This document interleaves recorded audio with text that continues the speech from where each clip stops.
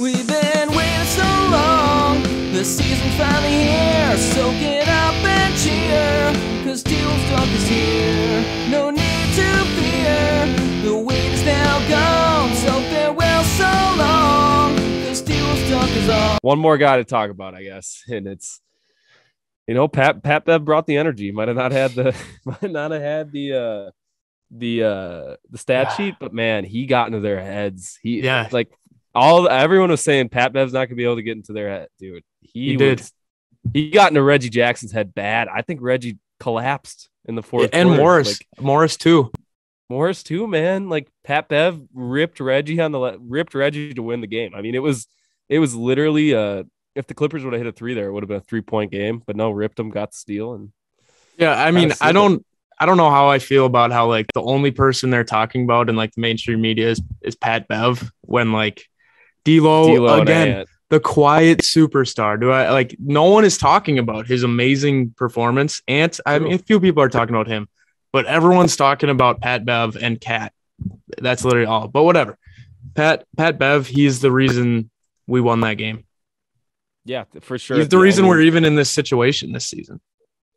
Again, when Jade McDaniels had that foul trouble too, and I believe the third and fourth quarter, I think the fourth quarter especially, Pat Bev was on Paul George like 3 straight possessions, made him miss every single shot or pass out. Pat Bev played perfect defense on Paul George. I mean, what more do you want from him? I don't know how we underestimated it, that this was going to be like such a huge game for Pat Bev, like emotionally. We didn't even really I guess no one really brought it up about Pat Bev, how they didn't pick up his team, like they didn't re-sign him last year, like all that. Like that's huge. He was yelling at Steve Ballmer, like telling him he should have paid me, yelling at his teammates. It was something. And that kind of leads us into, first of all, like awesome eruption when we won. Like it was emotional. That was like Minnesota basketball. Like people who don't, Minnesota is a huge basketball hotbed. Like it is a basketball state. And like, that was the first time in years that it felt that good to be a Timberwolves fan. Like it was an emotional experience. We did it the right way. That's I think when Jimmy Butler was here, like we made it, but we didn't do it the right way. We took the easy way out. We got Jimmy Butler and it just didn't feel real. This like homegrown, man. Homegrown, real, right way, emotional, great coach, great team. Like the emotions that were shown and the celebration, that's about as real as it gets. And like this kind of brings us into the point. Like this is it sucks that this was more so talked about than the actual winning of the, like we beat the odds. We beat the odds and beat a really experienced Clippers team that's been to the Western Conference Finals. Like we won that game and that wasn't even the storyline. It was the storyline was we celebrated like game 7 of the finals. And like it's when you're in the moment, like I know when I was in the moment there, like it felt like we won game 7 of the finals. Away. It was emotional, man. The Timberwolves don't have much to celebrate. And like, I could care less, honestly, if Pat Bev and Ant hopped on the scorer's table. Like maybe looking back, like, hey man, probably didn't need to hop on the scorer's table, but like, it's emotional, man. Pat Bev said he was going to make the playoffs and no one believed us. No one believed us, especially too. Like they made the 7th seed. They finished 10 games above 500. I mean, the man could cry a little bit. I'm okay with that.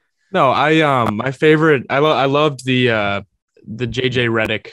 I loved his rant. And like, it's the people who have never really been in that situation, that have never really played in the NBA, are the ones that are hating on it. You see all the players, like all the segments I watched on it, like the guys who have played in the guys are all fine with it. They're all like, yeah, I get it. Like maybe a little excessive, but like it's great to see that. Like you want the players to care.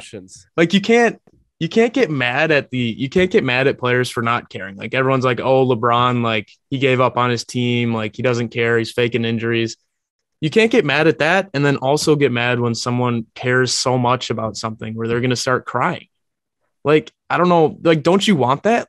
Like, don't you want people to care? Like that's good for the league. I think even the bigger thing too, it's like, it's beyond sports, man. Like that, if you can't celebrate the little things in life like that, like how are you going about life? Like, I want to bring up one cool thing I thought is we always look at Anthony Edwards. He's a young player. When you're a young player, 20 years old, you're easily formable. You know what I mean? Like, it's really important who your role models are and who you're looking up to. I thought it was so showing of that when Pat Bev jumped up on the scorer's table and Ant looks over and sees him jumping up and just follows him right up there. Like, it was just such a funny thing, like monkey see, monkey do. Like, oh yeah. Like, I get why Pat Bev jumped up there, but like, why the hell was Anthony Edwards up there? So, but like, that's a good thing because like we want him to play like Pat Bev. We want him to have that grit to him. So, but I just thought that was the funniest thing. I remember seeing. I'm like, why is Anthony Edwards going up there? Yo, yeah, it was funny. Like they were like both in the press conference room when Finch was doing his interview too. Pat Bev, they did a dual interview like, with the Bev Bud Light. Bud Light, like. Come on now. Like I know, and that's I think it's awesome to find some humor in the celebration and some humor in Pat Bev. Like that's cool. He's but funny. Like the people generally hating on the set, like that's when you have a problem. That's when you for sure have a problem. I'm okay with them laugh. Like I don't care. That's fine. No, it is kind of funny. Like Stephen A. Smith's, I thought that was the funniest shit. Like his reaction, he didn't see like that was funny. But, like it's funny. Like you can't be mad at everyone who was saying stuff about it, but I don't know. No, Pat Bev talking shit to the Clippers owner and to his former teammates, just yelling at him on the bench. Like, that's hilarious. No, who does that shit? Like, who does that? That?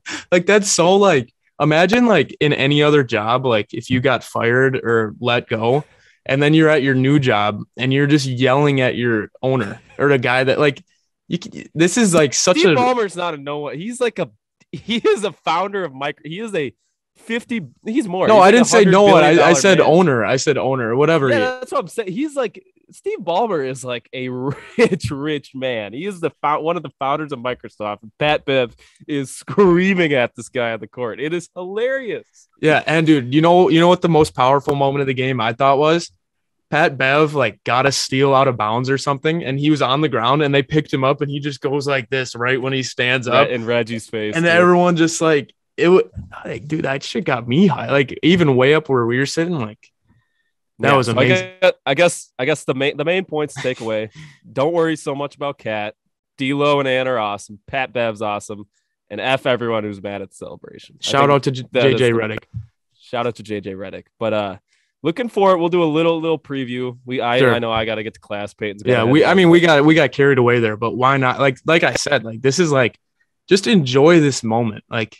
Because you don't know what's going to happen next series. Exactly what we'll get into. You don't know what's going to happen. Like, obviously, we can be optimistic, but there's a decent chance that this is going to be the high of the season. And, like, why not just bask in it and enjoy it and maybe talk for 30 minutes about that one game? Because that's just how great of an experience it was. It's not a celebration of an ending. It's a celebration of a beginning. I don't know which commentator said that, but I love that. Sure. Like celebrating what's about to happen. And it might not be this year.